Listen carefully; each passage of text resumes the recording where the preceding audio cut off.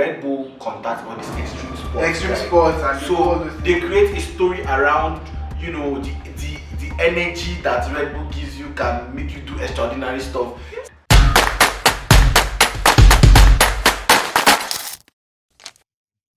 Welcome to the Solutions Pod. This is our second episode. And today we're going to be talking about storytelling in business. How to infuse storytelling into your content. My name is Jerry. And I want to start by saying that... My name is Olufemi. Why you not allowing me? Sorry, sir. Sorry, sir. Okay, this is Olufemi. Yeah, okay. My partner in crime on Serious Boy. Yeah, this is the storytelling voice in real. Okay. So I want to start by saying this. Can you just have like a little retrospect? Everything you've heard today, everything you've seen today, are you not saying that they were all stories? Probably you woke up in the morning and then you got a message on your phone about something that you were discussing about yesterday night. It's a story. Or you go online and you see stuff on blog, what they call it, the stories on the blog is a story. So almost everything that you listen to, every information you consume on a daily basis, I'm talking of normal information you consume, is a story. On the news, there are stories. Like this, on podcasts, there are stories. Content, there are stories. The story you watch about, the content you watch about like Wasabi or Apricot Doctor, whatever, they are crafted around stories. So stories are very, very important. Why? Because we like to associate, the way the brain works, it likes to associate stuff with something that is recognizable, that is relatable. So as a business owner, what we want to talk about today is how can you infuse stories into your daily content, into your blog posts, into your how can you become a better storyteller as a business person, right? Because based on some statistics I have here, it says studies finds out that 65% of our conversations are filled with stories and gossip, right? Think about it. Most of what we share is either a story or a gossip. You see, even the whole idea of Twitter is built around gossip and stories, because if you check trends means trending stories. Trending lines. Yes, trending lines, right? So if you go to Twitter now, you see trending number one. It's the story that is trending. It's what everybody's talking about. That's the gossip of the day. So as a business owner, how can you improve your content by telling better stories? So Femi, what do you think about storytelling in business, or as a creative, or as a photographer, or whatever? As a creative, I strongly believe that storytelling is the way to go. On social media, you find out that most times the videos that you do not want to scroll are videos that have like a pathway. Maybe, for example, maybe like ads, especially with using Lai Wasibi. If you watch I saw a recent video that he did with Momo, and it was very, very interesting. It was about, him trying to buy things, and then there was no cash, and then leaving the cash was getting him upset. But at the other time, then he was now using Momo app, and it was easier. And I found myself watching. It was like a 2-minute video. There was no voiceover, there was no text, there was nothing. But it was very interesting to watch because it was a story. As regards to maybe he just say, "Hello guys, have you used the Momo app?" Exactly. This and that and that and that. Like it sounds too salesy, and people just scroll up. Yeah, yes. I watched something about that. Sorry to cut you short. I watched something about that yesterday. Right, this lady was like, "Why there's something you call UGC content that is very, very prevalent, especially for the past 12 months now." You see people especially on TikTok and on Instagram, you see people just come and carry their phone, not like us that have all this very expensive gear. Just yes, about this expensive gear. People generally don't like to watch for not that they don't like to watch it, but they feel like it's too Yeah, too do you know what I touched. realize? Is they just feel like once they see that, they just know that your intentionality there is to sell them or to convince them or to Yeah, but once they see phones, they'll be like, maybe this guy is just yes, vibing. just vibing. Let me see what he Right? has to say. So one way marketers or people who run businesses now do is they get creators. They tell you, oh, just do UGC content, just normal, your generic content, your normal phone, your normal ring lights, and then see that, oh, just like create a story like what you said about Momo and Lai Wasabi, right? You can just create on a ring like, oh, I've been using this app and this is what I've been doing. You just see very funny edits. The edits don't even make sense. You be like, take your time and edit. You just need one. The person will just bring pop up one square stuff of the app or whatever. But that's storytelling. People relate. Why do people, when it comes to telling stories, okay, like now you can why do people infuse storytelling to businesses? Number one, let's say like you now can remember your childhood based on stories, right? You can remember when you went to visit your cousins and people were sleeping, those of us that did the chat, people were sleeping like 7 or 8 in a room. You fight about bed sheets. Those stuff stick to your mind, right? You tell stories. Oh, you remember your grandma used to sit you down and tell you stories. Remember your grandpa that's how you grow in life, right? So if using that into business, it makes your business more relatable, makes your business more fun to relate with, right? You don't just come and start selling. Oh, buy this, buy that, buy this. People be like, this guy is always talking about buy. You don't like care about us. Yeah. You're not even trying to entertain us. Yeah. Just go straight to the point. But at least tell a joke now. Even if I'll buy, at least let me laugh as I'm buying, as I'm depositing my money. Yeah, like for us here now, when anytime you come to our studio, you must dance. I laugh. And you must laugh, right? You must always laugh, you must always dance, because Femi is a very good funny guy. Anyways. yeah, I think one thing I usually do when it's session time, I do most of the time I do less of the talking. So I allow the clients to talk, which is basically storytelling. So I ask them questions. Okay, tell me about this. And you see, they start talking. It just makes them, we communicate, like it makes us, bond more and get the results. Yeah, and when it comes to stories, right, there are different kind of stories you can infuse into your content or into your voicing. Yes, your brand voice, right? There are different kind of stories. Like I have here, I will just read it off my iPad, then just talk about it a little bit. Persuasion, inspiration, revolution, manipulation, which is like the negative part, and then motivation, right? When it comes to persuasion, that's what you're talking about. When we talk about people who just come and say buy this, buy that. It's just like that guy that we always see on YouTube. What's the guy saying? I don't know his name. Are you a STEM professional? Exactly. The guy has become very popular now. You want to move to the US? You understand? Like he doesn't. I think the ad is working.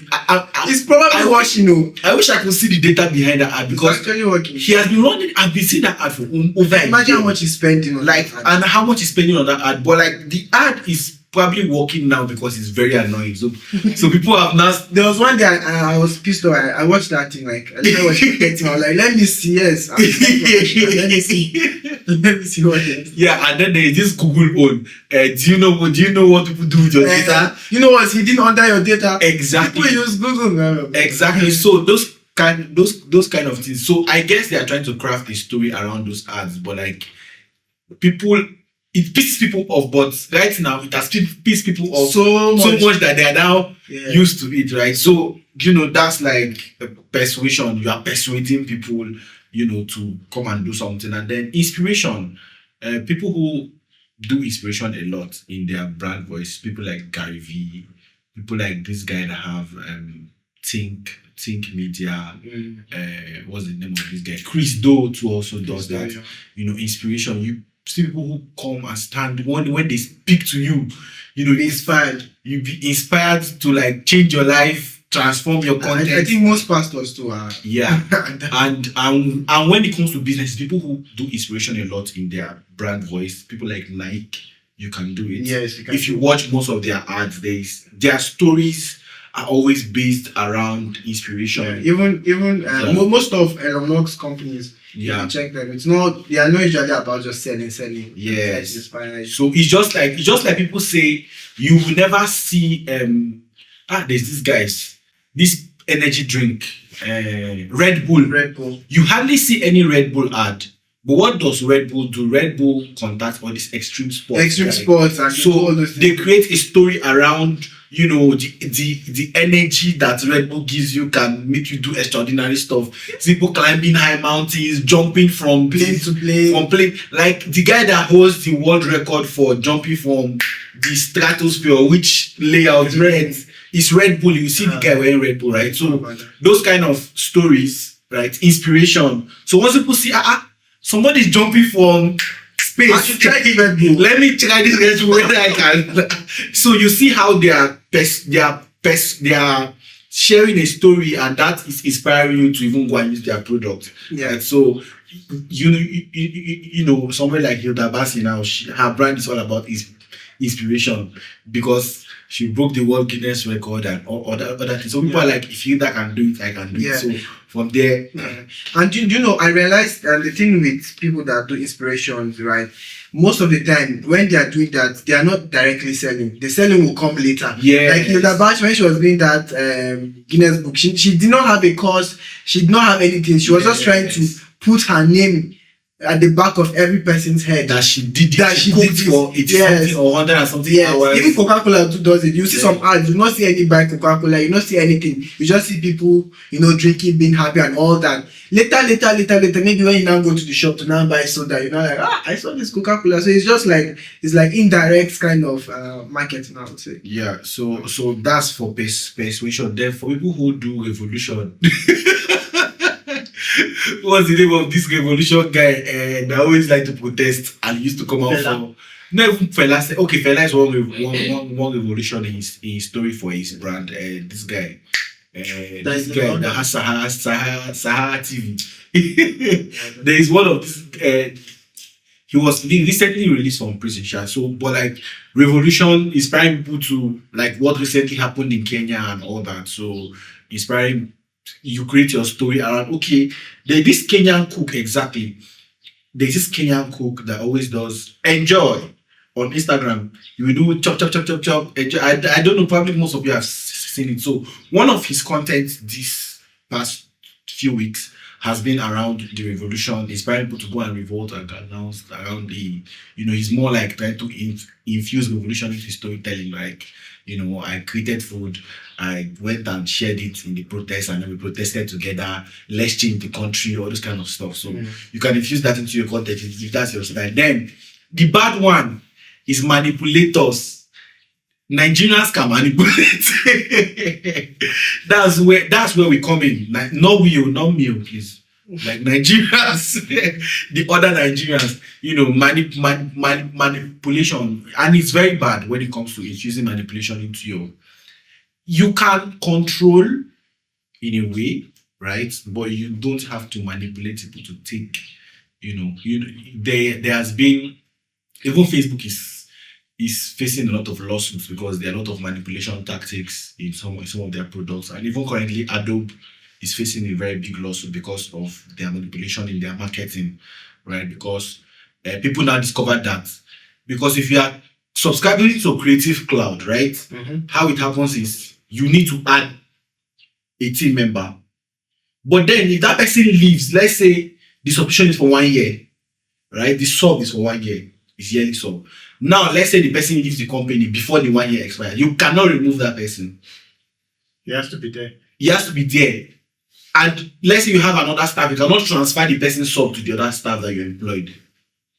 So you are kind of paying double. So all those kind of manipulation, yes, manipulation tactics in your stories, in your business, and in your marketing strategies is really, really risky, because you are trying to influence the decision of buyers by manipulating. I think one thing too that especially Instagram vendors, you're selling shoe, but sell your shoe now. No, you now come and be, You know what I'm talking about. Come and be doing some kind indecent things so that you can now draw the attention of people. Like I don't think I feel like you should educate yourself. We already mentioned inspirers and motivators. You should educate yourself on how to tell your story better. Like manipulation at the long run, right? You won't have a good brand name. Like people just know you as that person, and then you won't be able to scale because there's a realm where you reach where you cannot manipulate people anymore. So yeah. It actually works both ways because if you look at it, even in some of the ads that you see in their brand voice, like you might see something like solar power. Somebody's advertising solar power, but then the story around the solar power has some kind of sexual, just to keep people hooked. It's counterproductive in a way, right? Like there was one day I was watching, I came across an ad on Instagram, a real estate ad. And then you are showing me the real estate, the lady's walking, and it's the backside of the lady that you're showing me. It's manipulative. So should I focus on the house that the ladies are advertising or I should be watching the backside of it doesn't make sense. Like, okay, if that is your style, if it works for you, but I don't think you're going to lose a certain kind of. That's exactly. Yes, you're going to lose a certain kind of. Most people you get are lack of indisciplined or people that do not have values and all this. But when you want to scale, when you want to start getting the cream la cream, the people that will pay a lot, nobody will want to watch those type of ads. But maybe some people, their business model is quantity, just sell to the lower echelon. Yeah, so that manipulation, it gets as a bishop, but so just try to, even if you're using it, because like let's say all these most of this beauty and skincare and even toothpaste like close up based their story around, I think it's manipulative, their story around two lovers, waiting concern mouth and love anyways. Kiss. And Buddha said kiss. Okay, that can work. My major problem is just that intentional indecency, Yeah. So, but anyways, people might say it's your preference because you are a Christian. Some people are not Christians. Some people are not. Let's not get into that. Morally sound anyway. So, but another form of storytelling is motivation. Motivation and inspiration is close by, like something like Vusi now. Vusi Tambakwayo. Yeah, his storytelling is more around motivation. The brand that he does is, even when he speaks motivation, motivating people and all that. So you have that kind of stories. And then you can see that storytelling right now, especially when it comes to infusing storytelling into your brand voice, you have to focus more on visual these days. Right, we've gone past the days of oral conversation. Even podcasts these days are turning to video like us. Yes, exactly. People still listen to podcasts a lot on Spotify, right? But most podcasts that are doing really, really well have video sections because people want to see the voice behind the brand, right? So that's another thing. There was one brand I was working with, or I was freelancing with. These guys, you want to grow your account. I'm like, okay, let's create an image. People these days want to see the face behind the brand. What stories are you telling? Okay, people want to see, okay, is this company I want to go to work, fun to work with? Like when you see companies like Google, people companies like Facebook, all these big companies, they have this story around them that, okay, it's a conducive environment. You have free food, free Wi-Fi, there's bicycle in the campus, all the kind of stuff. They give you a laptop. So there's a story around the brand. So what kind of story do you want to create for your brand? What kind of picture or image do you want people to see? So before we end, I just want to say some things here. Great storytelling generates curiosity and anticipation, right? If you infuse that into your content, you can see that people will be anticipating what you want to do. Like right now, almost every day, I know people anticipate what somebody like Apoko Doctor wants to say. because I know that he puts his content out around 7 a.m. Once 7 a.m. his content is there. Somewhere like live, people are waiting to see what's the new thing this guy is going to do tomorrow. You know, how is he going to talk? So it's a brand. And even as a business, you might not, because corporate accounts, especially for content creation, for content writing, content marketing, corporate accounts are already boring. So how you have to make your corporate account fun. Very interesting. Very, very interesting. So telling better stories, infusing fun into your stuff, making sure that people are not bored when they come to your page. It's very, very important. So I just have a couple of questions before we end for Femi. And why do you think storytelling is a powerful tool for communication, communicate your brand? Like, why do you think it's a very powerful tool? I believe it's a powerful tool because as a business owner or business is when the business of selling to people, so the person on the other side of the phone that you would want to buy is a person, and that person has emotions, right? And people usually make decisions more on their emotion, they make decisions more on their emotions, right? They make decisions by their emotions rather than logic. So the person on the other side is a human being. So when you appeal to their emotions through storytelling, right? When you either use inspiration, motivation, or whatever that is positive and not negative, and you sell to this person, you realize that first off, you have clients buying. Secondly, you have clients that want to come back. Thirdly, you have clients that want to refer you to other people. Why? Because they feel like you understand them. They feel like this person is not just wanting to sell, right? This person can tell my problems through storytelling. This person, I'm more interested in this person, right? It's not just boring. Other than if you're just sell, buy. So I believe storytelling, it's important because the advantages are a lot. It's a lot, just as I mentioned. It connects with the human emotion. Yes. And then also, I would like to. Do you have like any example of probably a story that has influenced your buying decision? Right. Let's say you saw something online, or you saw a story online, or you were watching a movie or whatever that influenced your action when it comes to patronizing a certain business.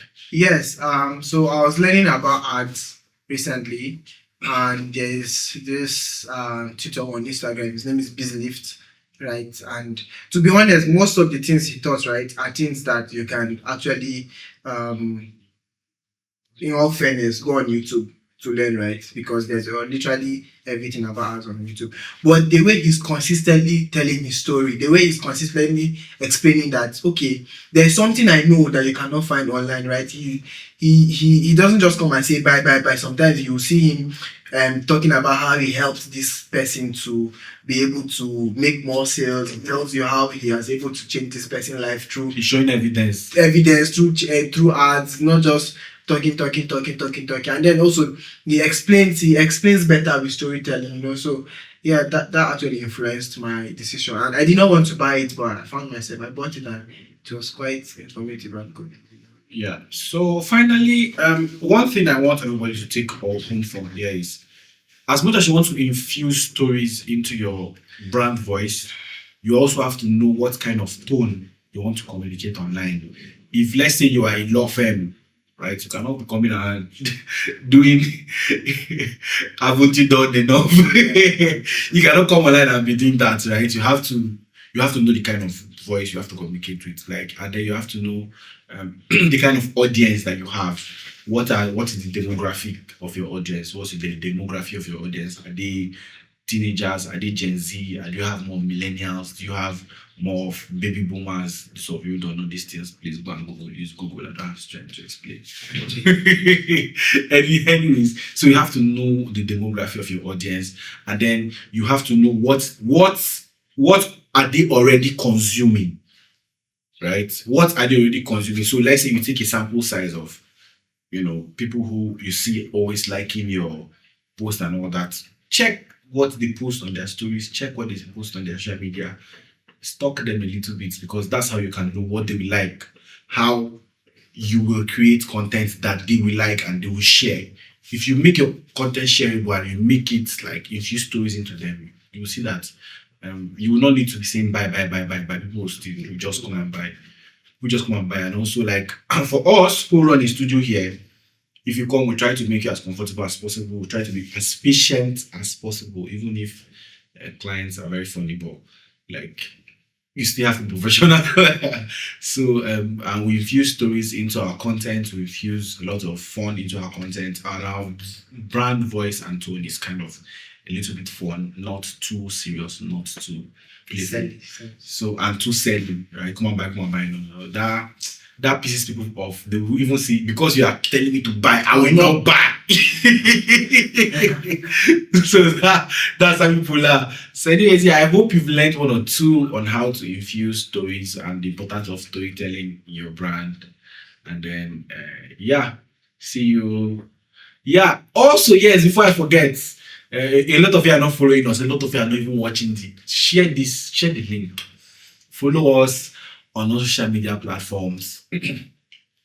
Share the link, subscribe, do whatever it is you need to see. This content is qualitative, please. And look out for our shorts. We'll be breaking down this long video to short form so that they are more digestible for you. Yeah. See you in the next episode. Bye. Bye.